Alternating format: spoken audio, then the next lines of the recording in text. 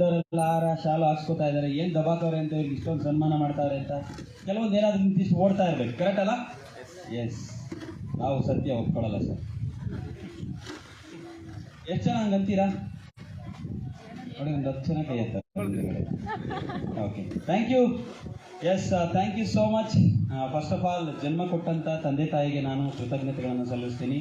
ಹಾಗೆಯೇ ಮೋದಿಕೇರಲ್ಲಿ ಜೀವನ ಕೊಟ್ಟಂಥ ನಮ್ಮ Nagaraj sir, Manju sir and Suresh sir, Chandru ಸರ್ಗೆ ಗ್ರ್ಯಾಟಿಟ್ಯೂಡ್ನ ಸಲ್ಲಿಸ್ತೀನಿ. ಆ್ಯಂಡ್ ಎಂಟೈರ್ ಲವ್ಲಿ ಪಾರ್ಟ್ನರ್ಸ್ ಎಲ್ಲರಿಗೂ ಕೂಡ ನಾನು ಥ್ಯಾಂಕ್ ಯು ಸೋ ಮಚ್ ಹೇಳೋದಕ್ಕೆ ಇಷ್ಟಪಡ್ತೀನಿ. ಎಸ್, ಫಸ್ಟ್ ಆಫ್ ಆಲ್, ಇವತ್ತು ನಾವು ನಿಡುವಂದಕ್ಕೆ ಬರೋದಕ್ಕೆ ಕಾರಣಕರ್ತರಾದಂಥ ನಮ್ಮ Soumya madam and Ramesh sir ಅವರಿಗೆ first of all heartly congratulation ಹೇಳ್ತಾ ಇದ್ದೀನಿ. ಒಂದು ಚಪ್ಪಾಳೆ ಕೊಡ್ಬೋದಾ?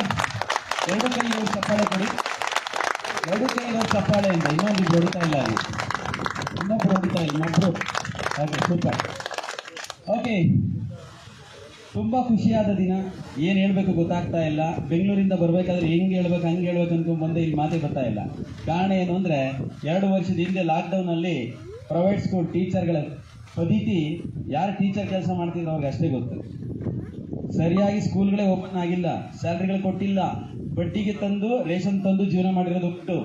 ಬಡ್ಡಿ ಕೆಟ್ಟವ್ರಿಗೆ ಸಲ ಮಾಡೋದು, ಒಳಗಡೆ ಕರೆದು ಅಣ್ಣ ಇನ್ನೊಂದು 2 ವರ್ಷ ತಡ್ಕೋ ವಾಪಸ್ ಕೊಡ್ತೀನಿ ಅಂತ ಹೇಳಿರೋದು ಉಂಟು. ಪ್ರೈವೇಟ್ ಸ್ಕೂಲ್ ಟೀಚರ್ಗಳ ಕತೆ ಅಧೋಗತಿ.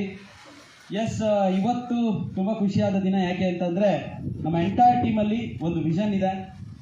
2023ಕ್ಕೆ 200 ಜನಗಳಿಗೆ ಇಂಥ ಹೆಚ್ಚು ಜನಕ್ಕೆ ಕಾರ್ ಕೊಡಿಸ್ಬೇಕು, 100ಕ್ಕಿಂತ ಹೆಚ್ಚು ಜನಗಳಿಗೆ ಲಕ್ಷ ಕೊಡಿಸ್ಬೇಕು. ನಾವು ಕೊಡೋದಲ್ಲ, ಕೊಡಿಸ್ಬೇಕು. ತಗೊಳ್ಳೋದಲ್ಲ, ತಗೊಳ್ಳೋದ್ರ ಜೊತೆಗೆ ಕೊಡಿಸ್ಬೇಕು ಅಂತೇಳಿ ನಿರ್ಧಾರ ಮಾಡಿದ್ದು. ಇವತ್ತು ಅಗೈನ್ ಟೀಮ್ ಮಿರಾಕಲ್ ಅಂತ ಹೇಳಿ ತುಂಬ ಖುಷಿ ಆಗ್ತಾ ಇದೆ. ಎಸ್, ಇವತ್ತೊಂದು ಹೊಸ ಅಲೆ, ಹೊಸ ಸುನಾಮಿ ಎದ್ದೇಳ್ತಾ ಇದೆ. ಇವತ್ತು ನಮ್ಮ ಟೀಮಲ್ಲಿ 31ನೇ ಕಾರು ಟಾಟಾ ನೆಕ್ಸಾನ್. ನಮ್ಮ ಕಂಪ್ನಿ ಮೋದಿಕೇರ್ ಕೂಡ ಸ್ವದೇಶಿ, ನಮ್ಮ ರಮೇಶ್ ಸರ್ ತಗೊಂಡಿರೋ ಕಾರು ಕೂಡ ಸ್ವದೇಶಿ. ಎಷ್ಟು ಖುಷಿ ಆಗ್ತಾ ಇದೆ ಅಂದರೆ ಅಷ್ಟಿಷ್ಟಲ್ಲ, ನನ್ನ ಕಾರು ಬಂದಾಗಲೂ ಕೂಡ ಅಲ್ಲೇ ನಿಂತಿದೆ ವೈಟ್ ಕಲರ್ ಟಾಟಾ ನೆಕ್ಸನ್, ನಂದು ಕೂಡ.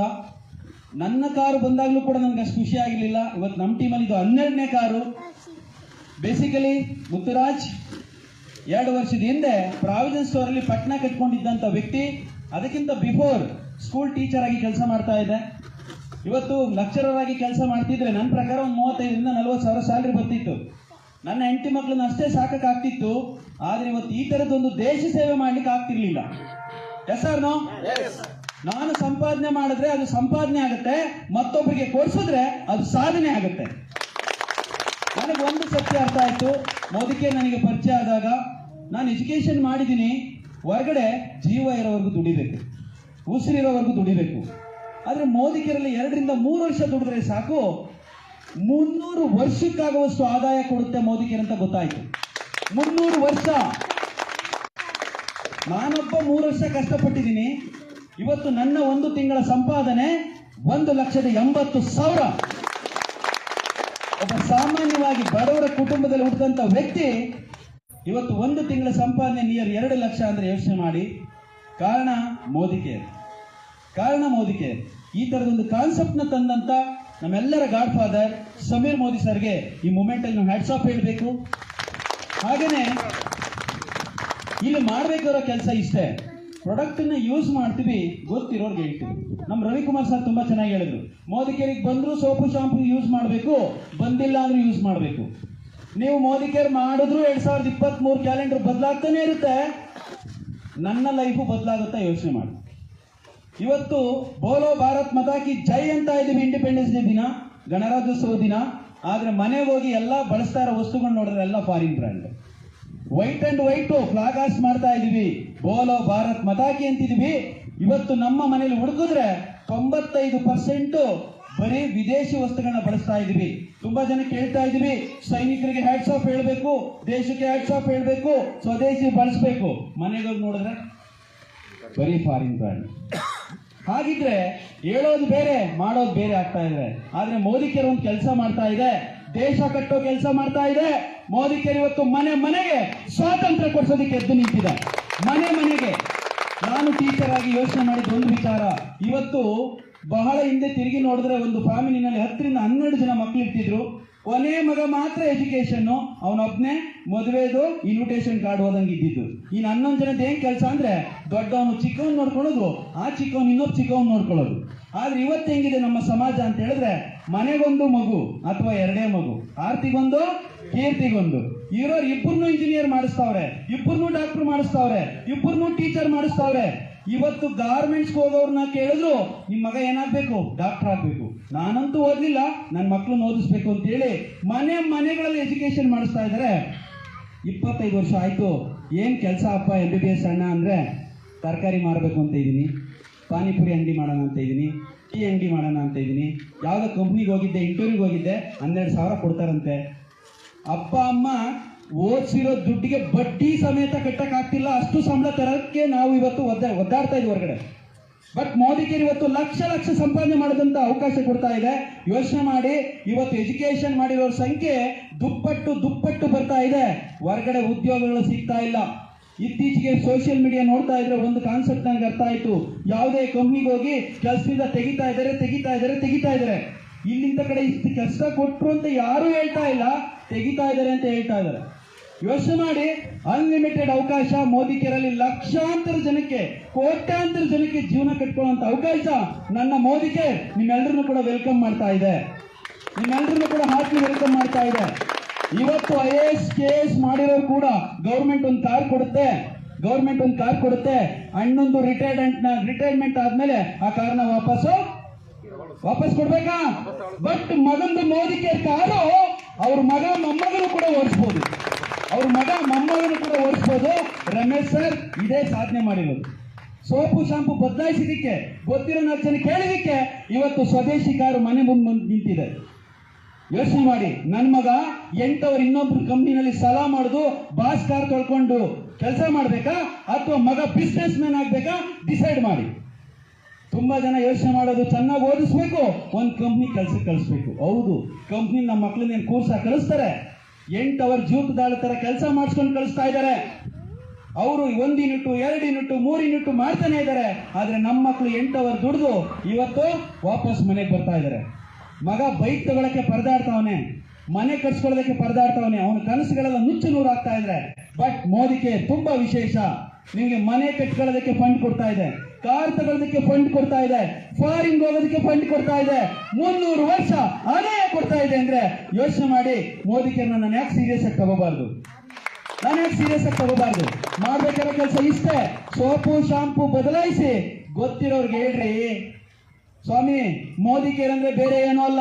ತುಂಬಾ ಜನ ಮೋದಿ ಕೇರ್ ಅಂದ್ರೆ 100 ಅಡಿ ದೂರ ಹೋಗ್ತಾರೆ. ಈ ಕೊರೋನಾ ಟೈಮಲ್ಲಿ ಕೆಮ್ಮುದ್ರೆ ದೂರ ಹೋಗರಲ್ಲ, ಹಂಗ್ ದೂರ ಹೋಗ್ತಾವ್ರೆ. ನಾನೊಂದು ಮಾತು ಹೇಳೋದಕ್ಕೆ ಇಷ್ಟಪಡ್ತೀನಿ, ಮೋದಿ ಕೇರ್ ಅಂದ್ರೆ ಕೊರೋನಾ ವೈರಸ್ ತರ ಅಲ್ಲ. ಮೋದಿ ಕೇರ್ ಅಂದ್ರೆ ಕೊರೋನಾಗೆ ಮೆಡಿಸಿನ್ ಕೊಡ್ತಕ್ಕಂಥ ಔಷಧಿ. ಯಾಕೆ ಅಂತಂದ್ರೆ ಪ್ರತಿಯೊಬ್ಬ ಮನುಷ್ಯನ ಪ್ರತಿಯೊಂದು ಸಮಸ್ಯೆಗೂ ಪರಿಹಾರ ಮೋದಿ ಕೇರ್. ನನ್ನ ಪ್ರಕಾರ ಪ್ರತಿಯೊಂದು ಸಮಸ್ಯೆಗೂ ಪರಿಹಾರ ಮೋದಿ ಕೇರ್. ಯಾಕೆ ಅಂದ್ರೆ ಕಾರ್ ಕೊಡುತ್ತೆ, ಇಷ್ಟು ಜನಗಳ ಪ್ರೀತಿ ಕೊಡುತ್ತೆ, ರೆಕಗ್ನೇಷನ್ ಕೊಡುತ್ತೆ, ಫಾರಿನ್ ಕೊಡುತ್ತೆ, ಲಕ್ಷ ದುಡ್ಡು ಕೊಡುತ್ತೆ, ಆರೋಗ್ಯ ಕೊಡುತ್ತೆ, ಮನೆ ಕಟ್ಕೊಳ್ಳೋ ದುಡ್ಡು ಕೊಡುತ್ತೆ, 300 ವರ್ಷಕ್ಕೆ ಆದಾಯ ಕೊಡುತ್ತೆ.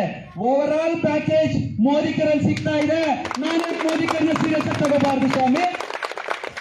ತುಂಬಾ ಜನ ಮೋದಿ ಕೇರ್ ಅಂದ್ರೆ ತುಂಬಾ ಡಿಸ್ಟೆನ್ಸ್ ಮೇಂಟೈನ್ ಮಾಡ್ತಾ ಇದ್ದಾರೆ. ನಾನು ಈಗಲೂ ಅದನ್ನ ಹೇಳ್ತೀನಿ, ಮೋದಿ ಕೇರ್ನ ಎಲ್ಲರೂ ಮಾಡಕ್ಕಾಗಲ್ಲ, ಮೋದಿ ಕೇರ್ ಬಿಸ್ನೆಸ್ ನ ಎಲ್ಲರೂ ಮಾಡಕ್ಕಾಗಲ್ಲ. ಅವಾಗ ನಮ್ಮ ಹುಡುಗರು ಹೇಳ್ತಾ ಇದ್ರು, ಮೋದಿ ಕೇರ್ ಮಾಡ್ಬೇಕು ಅಂದ್ರೆ 7 ಜನ್ಮದ ಪುಣ್ಯ ಮಾಡಿರ್ಬೇಕು ಅಂತ. ಎಸ್, ಅದೇ ಕರೆಕ್ಟು. ಎಲ್ರು ಮಾಡಕ್ಕಾಗಲ್ಲ. 140 ಕೋಟಿ ಜನಸಂಖ್ಯೆಯಲ್ಲಿ ಇವತ್ತು 55 ಲಕ್ಷ ಜನ ಅಷ್ಟೇ ಮೋದಿ ಕೇರ್ ಒಳಗಡೆ ಇರೋದು.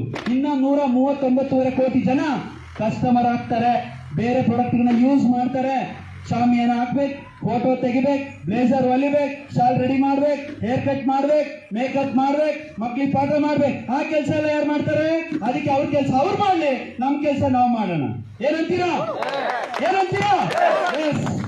ಎಲ್ರು ಮೋದಿ ಕೇರ್ ಮಾಡೋದು ಬೇಡ. ಬಟ್ ನಂದೊಂದು ಪ್ರಶ್ನೆ ಇದೆ, ಎಲ್ರು ಮೋದಿ ಕೇರ್ ಬಿಸ್ನೆಸ್ ಮಾಡಕ್ಕಾಗಲ್ಲ, ಎಲ್ರು ಅಲ್ಲಿಸ್ಬೋದಲ್ವಾ? ಎಲ್ರು ಸೋಪ್ ಹಾಕ್ಬೋದಲ್ವಾ? ಎಲ್ರು ಪಾತ್ರೆ ತೊಳಿಬೇಕಲ್ವಾ? ಎಲ್ರು ಅಗರಬತ್ತಿ ಯೂಸ್ ಮಾಡ್ಬೇಕಲ್ವಾ? ಹಾಗಿದ್ರೆ ಯಾಕೆ ಮೋದಿ ಕೇರ್ ಬೇಡ? ಬೇಕಲ್ಲ? ಮೋದಿ ಕೇರ್ ಬಿಸ್ನೆಸ್ ಬೇಡ, ರೈಟ್, ಅಕ್ಸೆಪ್ಟ್ ಮಾಡ್ತೀನಿ. ಮೋದಿ ಕೇರ್ ಪ್ರಾಡಕ್ಟ್ ಬೇಕಲ್ವಾ? ನನ್ನ ದೇಶದ ವಸ್ತು 50% ರಿಯಾಯಿತಿನಲ್ಲಿ ಸಿಗ್ತಾ ಇದೆ. ವರ್ಷಕ್ಕೆ 21,000 ರೂಪಾಯಿ ಪ್ರಾಡಕ್ಟ್ ನ ಫ್ರೀ ಆಗಿ ಕೊಡ್ತಾ ಇದೆ. ಇಷ್ಟು ವರ್ಷ ಕಿರಾಣಿ ಅಂಗಡಿಯಲ್ಲಿ ಪ್ರಾವಿಷನ್ ಸ್ಟೋರ್ ಅಲ್ಲಿ ತಂದಿದ್ದೀವಿ, ಆದ್ರೆ 1 ರೂಪಾಯಿನೂ ವಾಪಸ್ ನಮ್ಮ ಅಕೌಂಟಿಗೆ ಬಂದಿಲ್ಲ. ಎಲ್ಲ ಒಳೆನಲ್ಲಿ ಹುಣಸೆನ್ ತೊಳೆದಂಗ ಆಗಿದೆ. ಹೋಗಿರೋ ದುಡ್ಡೆಲ್ಲ ಹೋಗ್ತಾನೆ ಇದೆ. ಹಂಗೆ ಅವ್ರು ಬೆಳಿತಾವ್ರೆ, ಅಡ್ವರ್ಟೈಸ್ಮೆಂಟ್ ಅವ್ರು ಬೆಳಿತಾವ್ರೆ, ಮಧ್ಯವರ್ತಿಗಳು ಬೆಳಿತಾವ್ರೆ, ಫಾರಿನ್ ಬೆಳಿತಾ ಇದೆ. ನನ್ನ ದೇಶ, ನಾನು ಚಿಕ್ಕ ವಯಸ್ಸಿಂದ ಓದ್ತಾ ಇದ್ದೀನಿ, ನನ್ನ ದೇಶ ಅಭಿವೃದ್ಧಿ ಹೊಂದುತ್ತಿರುವ ರಾಷ್ಟ್ರ. ನನ್ನ ಮಗ ಈಗ ಅದನ್ನೇ ಓದ್ತಾವನೆ, ನನ್ನ ದೇಶ ಅಭಿವೃದ್ಧಿ ಹೊಂದುತ್ತಿರುವ ರಾಷ್ಟ್ರ. ಯಾಕೆ? ನಾವೆಲ್ಲ ಫಾರಿನ್ ಬ್ರ್ಯಾಂಡ್ಗೆ ಅಡಿಕ್ಟ್ ಆಗಿದ್ದೀವಿ. ಇವತ್ತು ಒಂದು ಚೆನ್ನಾಗಿರೋ ವಿಚಾರ ಅರ್ಥ ಮಾಡ್ಕೊಳ್ಳಿ. ಮೋದಿ ಕೇರ್ ಅಂದ್ರ ಎಲ್ಲರೂ ಮಾಡಕ್ ಆಗಲ್ಲ, ಬಟ್ ಮೋದಿ ಕೇರ್ ಸಿಗ್ತಕ್ಕಂಥ ಪ್ರಾಡಕ್ಟ್ ಅನ್ನ ನೀವೆಲ್ಲರೂ ಯೂಸ್ ಮಾಡ್ಬೋದಾ?